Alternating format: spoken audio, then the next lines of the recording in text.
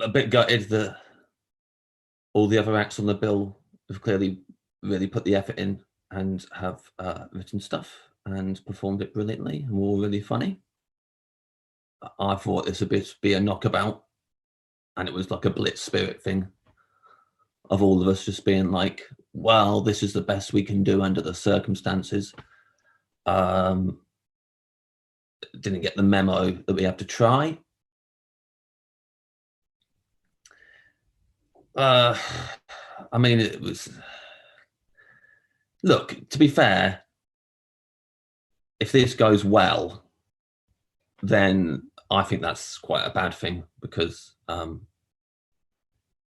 whole point is that we have to remember that live comedy is the best way to see comedy, and being in the room with it and stuff like that. And if this turns out to be better than that, then we'll lose the circuit forever and we'll never see live comedians again. So it's imperative that one of us make sure this goes bad and make sure this isn't very good and not fun for you. So I guess the industry owes me a great debt, really, for what I'm about to do. I haven't done a live comedy show since December. I've done very few of these Zoom gigs. I'm beyond, I'd say, beyond rusty. I would say that, sometimes you see comics and like they get heckled by the audience, and the comics like, yeah, whatever, you can come up here and do what I do. But right now you could do what I'm doing. I'm not gonna try and tell you. I mean, some of you have been doing it. Some of you literally been on screen having a chat with Kiri and pulling it off with aplomb. You could absolutely, all of you could do what I'm currently doing. The fact you're watching me is mad. You've seen friends and family over Zoom during this pandemic who are doing exactly what I'm doing right now. And plus, they're people that you know, so you have your own shorthand with them and in jokes and stuff like that. Probably a real laugh. You can go back and forth. You don't have to watch them do a weird monologue, because they're not ready for you to get involved. It'd throw them off, which is my situation. So just so you know, every single one of you is as good as I am at stand-up right now, or whatever that we're calling this. Vlogging? This is vlogging, right? This is vlogging. Like, I could try and make it feel like a gig, but this is a vlog. And I mean, this is my favorite way to do the vlogging, by the way, these kind of gigs. I don't like it when you can see some of them, you have the audience on the screen. So you're about 7 people on there with you, and you say something, and then those 7 people will laugh or force a laugh, because it's awkward if they don't, which is, I'd rather this, no response. So I can judge for myself how I feel about it, rather than having these hostages lined up along the bottom of the screen, forcing their laughter and feeling awkward in their own homes, which is worse. It's bad enough back in the day when I was making audiences feel awkward in a pub. None of you deserve to feel awkward in your own living room, because we're making you watch us and make us feel validated and needed. I mean, I literally don't. I mean, I've got no news. Kind of like the rest of you, really. I didn't even switch. I'm one of the people, I didn't really switch things up in between the lockdowns. Some people properly went for it. One lockdown ended and they went, we're all cured and it's fine now. And they just started having big gatherings and hugging everyone they could and being like, we beat it, everybody, we beat COVID. And then there were people like me going, I don't think anything's changed, has it? I'm staying indoors. There's going to be a second wave, And now there is. And I'll just carry on living the same. And everyone else is furious. You shouldn't have been going around whatever you were doing, daisy chaining each other, or I don't know what you were up to, but like, it's your fault. No, I'm not going to blame you. Not one of those people. A lot of people doing that. A lot of angry people blaming the public. Why don't you just follow the rules? The rules are clear, The rules not clear. That's why I'm staying in all the time. rules not clear, be on the safe side, stay in your living room the whole time, and just leave it at that. But it's not like, I'm not going to go into, I'm not on, see, here's the problem as well. I'm not on social media. So I don't know what jokes have been done.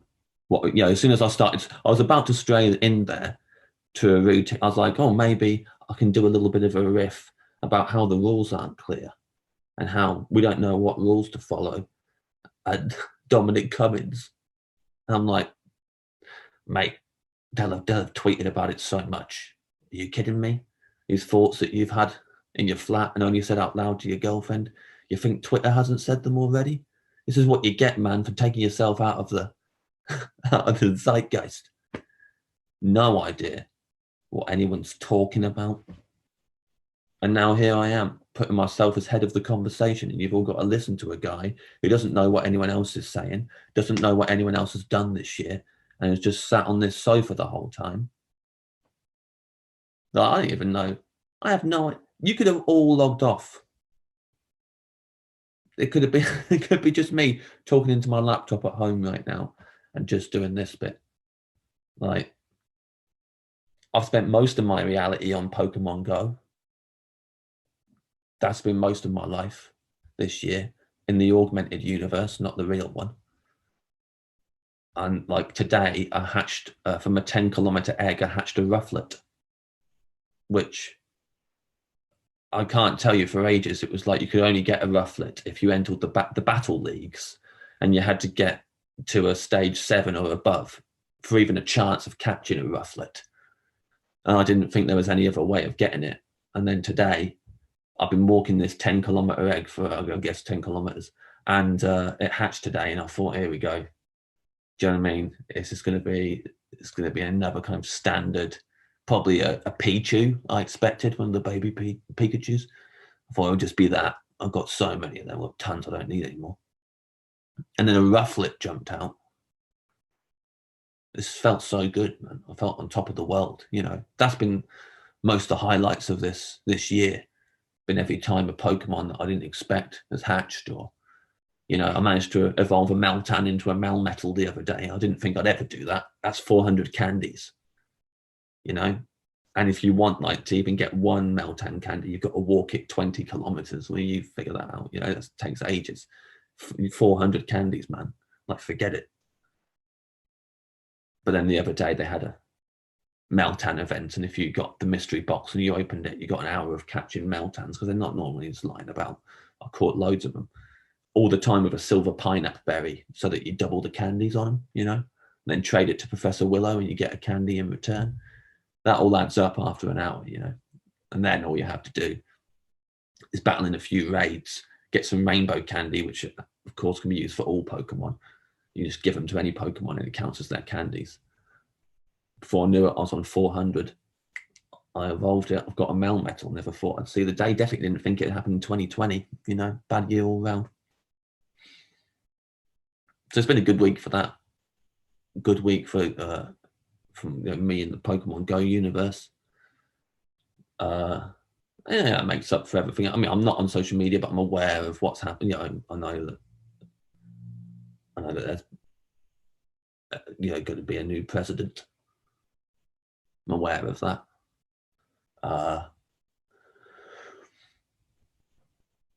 It did not, I noticed when people were ripping down statues. That was cool. So, I'm not living with my head in the ground. I do know what's going on. I know that some people didn't want the statues being ripped down, weirdly. Odd choice. I didn't even look.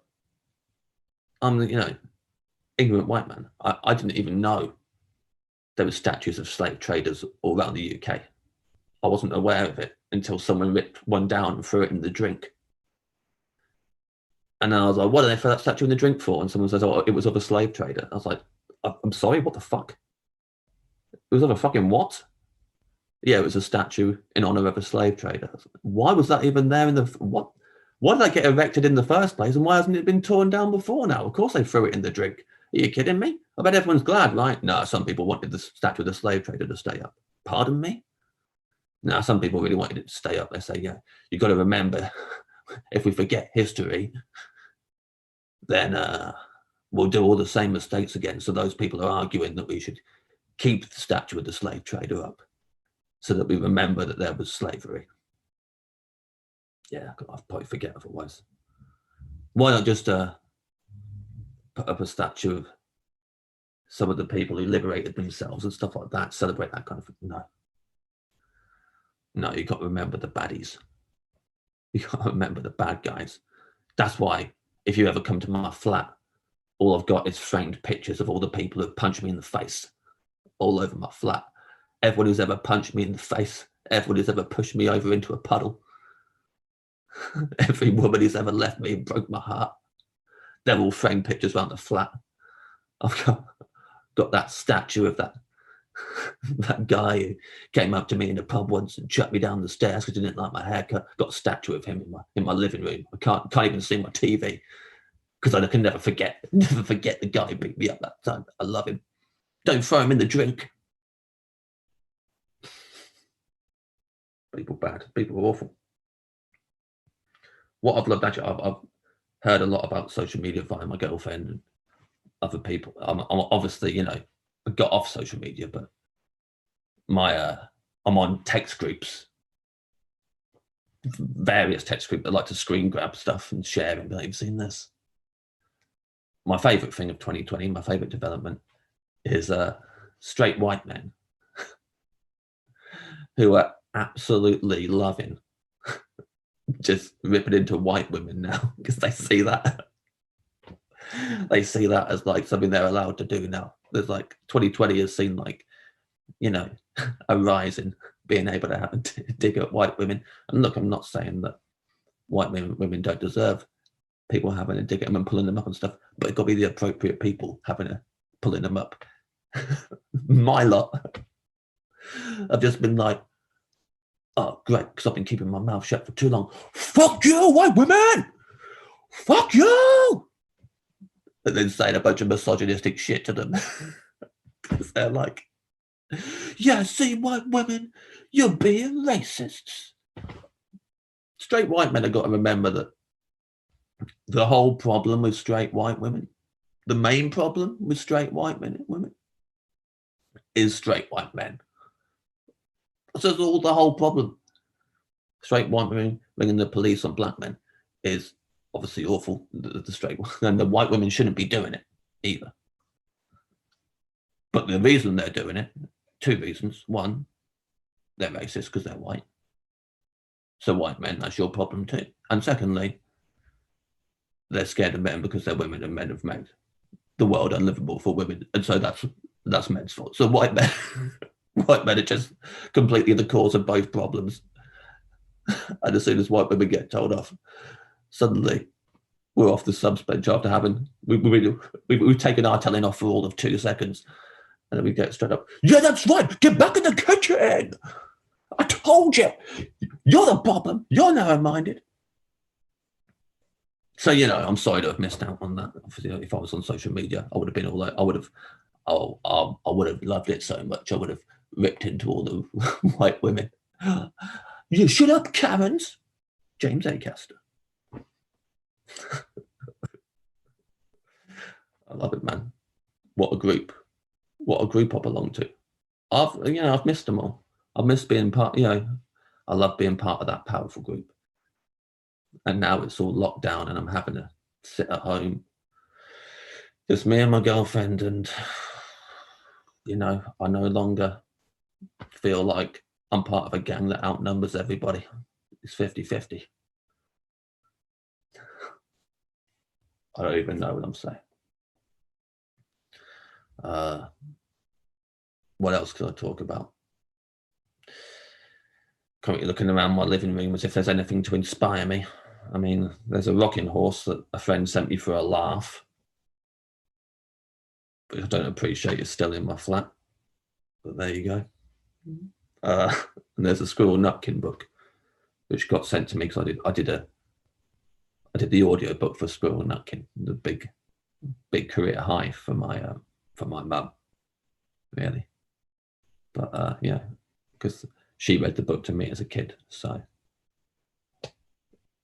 when she was reading that book to me, I never would have imagined that I would one day read the book myself to a bunch of kids I don't even know. I'll be the voice of, although, to be fair, that's a kid's book. My mum read me that kid's book and it was really nice. It's kind of sad that some parents are just going to get the audiobook and whack that on. Go downstairs.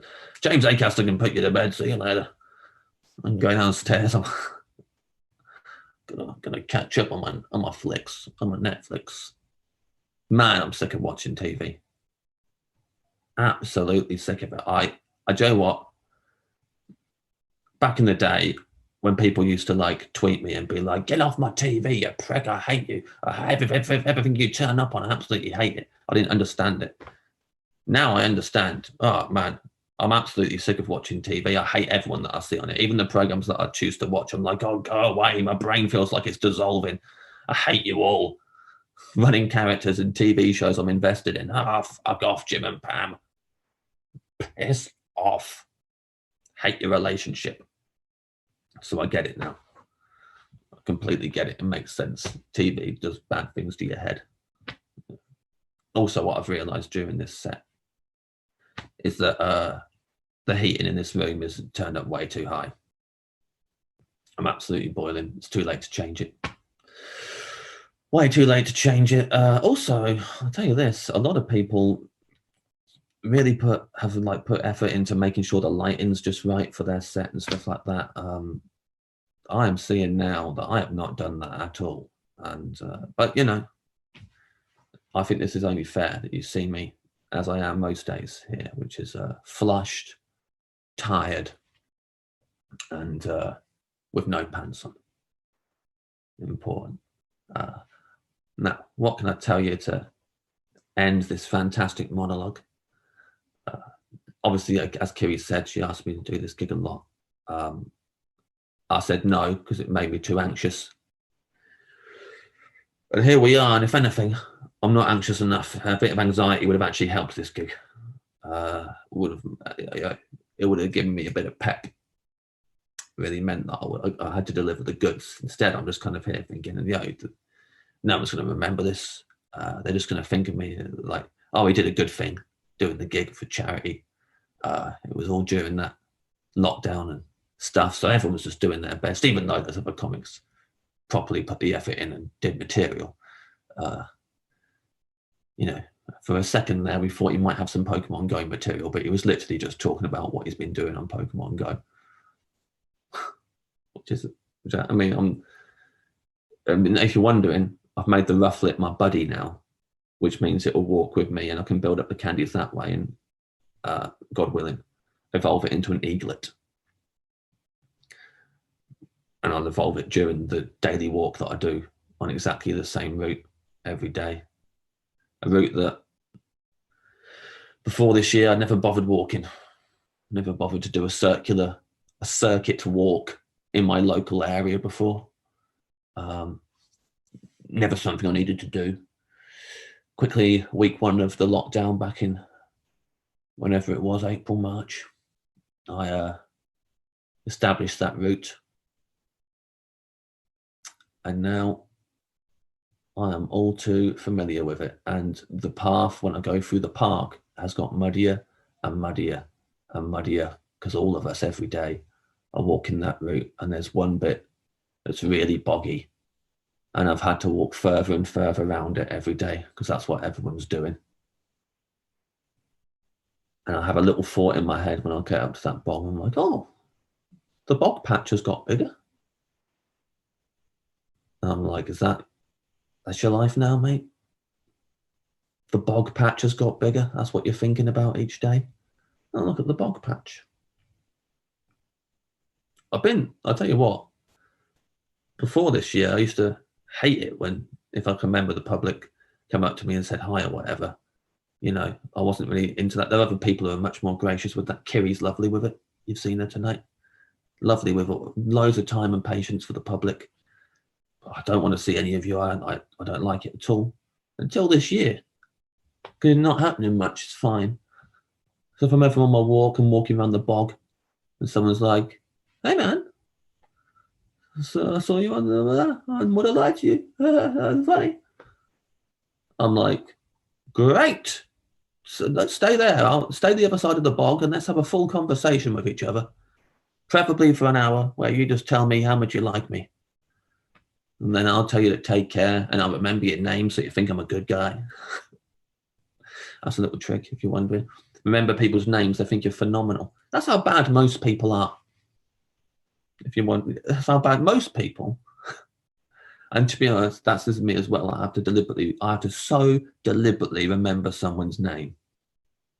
Like, I don't hear it most of the time. Someone says, "This is such and such." And I literally, in the moment, think, I'm never going to see this person again. I feel like I'm just being introduced to them, and that's it. People should tell you before you get introduced to them how long you're going to know this person for. They should go, this next person I'm about to introduce you to, you're going to know her for 5 years. This is Rebecca. So I'm like, straight, okay. Or you're going to be talking to them for a couple of hours at this party. This is Josh. Well, and then I know who they are. And I know because I'm not, but instead, I assume that every time they go, "Oh, this is such and such," the person will go, "Hi," and walk away. So I go, "I'm not remembering that." And then they stick around. And then I get to the point where, whatever it is, an hour later, a couple of weeks later, when I'm like, I don't know this person's name. And you just have to go, well, I guess that makes me a bad person. I mean, that's what we've been taught in society, is if you forget someone's name, you're the worst person in the world. You're just a bad guy. You know, it's not like I just go, I don't give a shit when their name's being said. So what I'm thinking in my head is, oh my God, it's a new person. I'm about to meet a new person. I hope I don't mess this up. Oh, Jesus. But you can't say that to them. You can't go, "Sorry, what's your name again?" It's just that when you were introduced, I was panicking in my head about what I was going to say to you so much that it drowned out all other thoughts that could possibly exist. And I didn't hear what anyone said because I was so terrified of you saying hello and having to have a conversation, and I wanted to run in the opposite direction. So I'm just wondering what your name is. No, instead you got to ask, and they look at you like, "Didn't remember my name, huh?" It's like, no, because I'm a fucking person. A human being. But yeah, that's a little trick though. Ask someone's name deliberately. Like sometimes when I remember someone's name, I make such a point of saying it. Like they get introduced and I hear the name and I go, "Remember that." And then I say it too much all the time. That's a really great joke, Robin. "Oh, you're really funny, Robin. Hey, Robin, have you met Hannah? See you later, Robin." All this kind of stuff. And if anything, that means when I don't remember someone's name and I haven't listened, it's really apparent. Because they're like, the guy who couldn't get enough of Robin earlier seems to love calling me buddy. What a piece of shit. And I would say, "What do you mean, the guy who couldn't get enough of Robin?" And they'll go, "I didn't listen to your name either." And then we'll hug. But not in this climate. But of course, everyone always knows my name, James Acaster. Big fans. So we come to the end of this monologue. Look, I did what I did. And I'm sure somewhere it will do some good. Please welcome back your host, Kiri. Give it up for James Acaster, everybody! Woo-woo! James, that was great. But my partner just pointed out that your lack of lighting, it makes it look like this is historical FBI footage of a confession because it's got that same grainy texture, which I very much enjoyed. Thank you so much for doing the gig, my love. Thank you for having me. Well, congratulations on the gig as well. So what a lovely, ran beautifully. I've done a few of these, and this is top of the pile. Oh, that's so nice to hear. We'll be using that as a quote in further publicity. Go and enjoy your rocking horse and the rest of your evening.